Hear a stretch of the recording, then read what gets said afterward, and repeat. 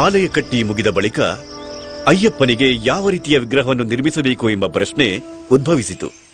ಆಗ ಪರಶುರಾಮರೇ ತೆಗೆದುಕೊಂಡು ಬಂದ 2 ಕಾಲುಗಳನ್ನು ಕಟ್ಟಿ ಕುತ್ತಿಟ್ಟು ಇನೈಂದ ಯೋಗ ಪಟ್ಟತ್ತಿನುಂ ವಂದನಂ ಸೈದ ಯೋಗಂ ತತ್ವಮಸಿ ಎಂಬ ಚಿನ್ಮುದ್ರೆಯಲ್ಲಿರುವ ಆ ಭಗವಂತ ಶಾಸ್ತಾರರ ಮೂರ್ತಿಯು ದೇವರ ಕಟ್ಟಳೆಯಂತೆ ಮಕರ ಸಂಕ್ರಾಂತಿಯ ದಿನದಂದು ಮಾಸದ ಶುಭ ದಿನದಲ್ಲಿ ಕೃಷ್ಣ ಪಕ್ಷ ಪಂಚಮಿ ತಿಥಿ ಉತ್ತರ ನಕ್ಷತ್ರದಿಂದ ಕೂಡಿರುವ ಶುಭ ದಿನದಲ್ಲಿ ಪರಶುರಾಮರು ಧರ್ಮಶಾಸ್ತ್ರನನ್ನು ಪ್ರತಿಷ್ಠಾಪಿಸಿದರು.